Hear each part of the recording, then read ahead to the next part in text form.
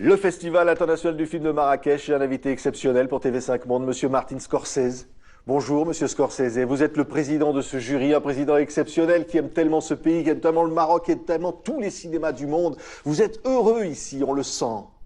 Oui, je suis heureux ici. Je suis venu pour la première fois en 1983.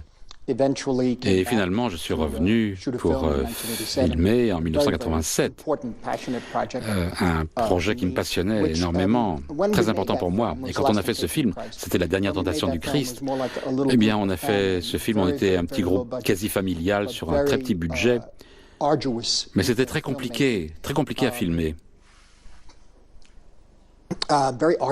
Très compliqué ce tournage. Et je me suis rendu compte que j'étais très à l'aise ici. Mais comment le dire?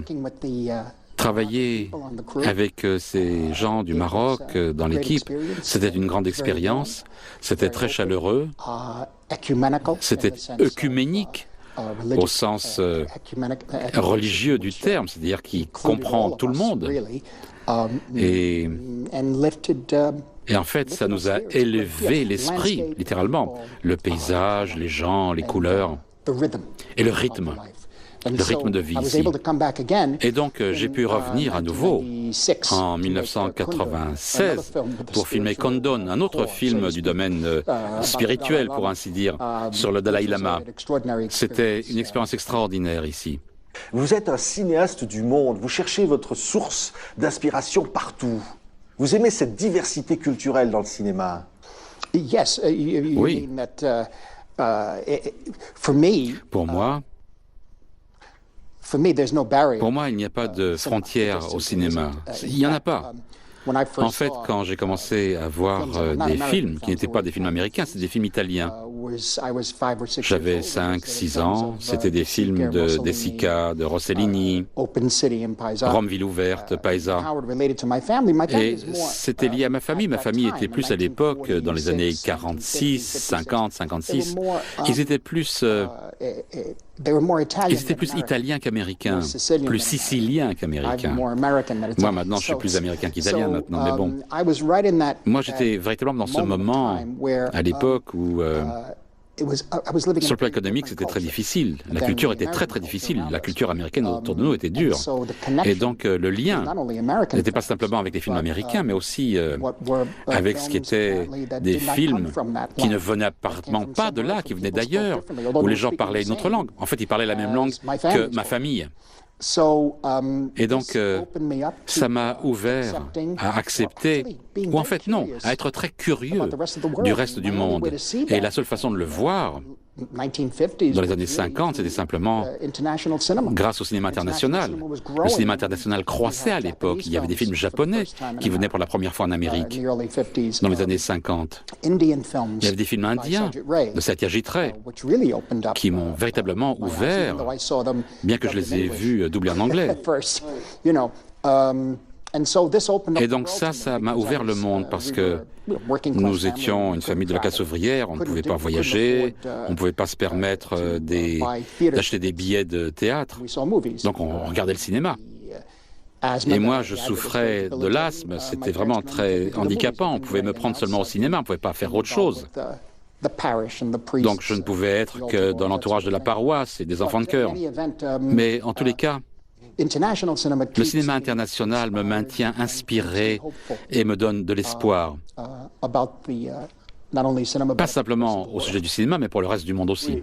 Hugo Cabret, c'était l'hommage à Méliès, l'invention du cinéma qui est si importante pour vous, finalement les racines de ce cinéma. Vous défendez la protection des films. Il y a un patrimoine culturel dans le cinéma auquel vous êtes très attaché, Monsieur Scorsese. Oui. Pour moi, et certains de mes amis en Californie, quand j'y vivais dans les années 70, on a commencé à se rendre compte que beaucoup de ces films ne pourraient plus jamais être vus. Les films qui nous avaient inspirés, moi, Brian De Palma, Paul Schrader, Spielberg, Lucas, nous tous.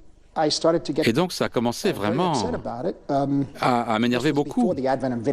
C'était avant l'arrivée de la vidéo, de l'enregistrement vidéo et du DVD, bien sûr. Et donc la seule façon de voir un Visconti, par exemple le Léopard ou le Beau Serge de Chabrol, ou je sais pas moi, un film de Minelli des années 40-49, la seule façon de le voir, c'était une copie du studio, et c'était vraiment un privilège. Tout le monde ne pouvait pas avoir cette copie. Et on a commencé à se rendre compte que toutes ces choses-là étaient en train de se dissoudre, et que la couleur s'effaçait. Au moment où on nous disait que chaque film devait être tourné en couleur, c'était véritablement une déclaration artistique, un choix artistique. Donc on a décidé de se mobiliser d'une certaine manière, et depuis 1990, on a réussi à, si vous voulez, sauver 640 films. La Fondation du film a pu les restaurer, y compris le cinéma mondial, le projet du cinéma mondial qui a réalisé déjà 20 films, sauvé 20 films. On se concentre sur des pays qui n'ont pas véritablement la capacité de restaurer leurs propres films. Parce que je crois que c'est un domaine où moi je viens... Par exemple, mes parents ne savaient pas lire. Moi, j'ai pu apprendre le monde à travers le cinéma. Et donc, la même chose peut arriver si on préserve ces fonds pour les générations à venir. Et capter la vie.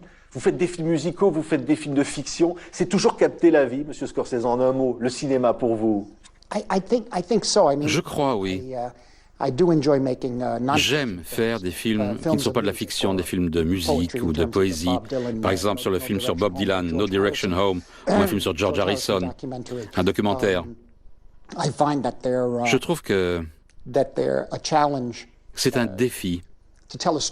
Raconter une histoire d'une façon différente. Et je trouve aussi que je deviens maniaque dans mon désir d'en apprendre plus en vieillissant.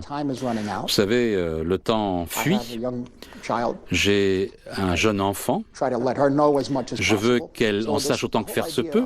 Et toute cette idée d'apprendre, d'enseigner, ça a refleuri à nouveau au cours des 14 dernières années, particulièrement en raison des jeunes gens autour de moi.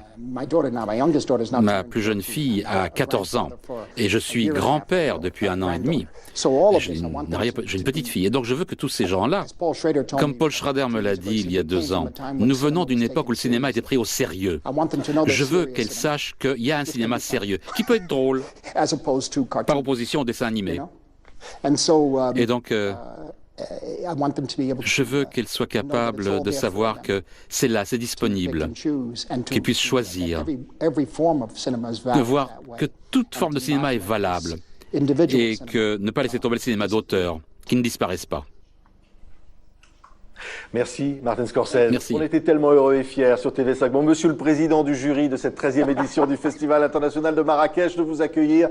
Merci infiniment. Thank you. Thank you. Thank you.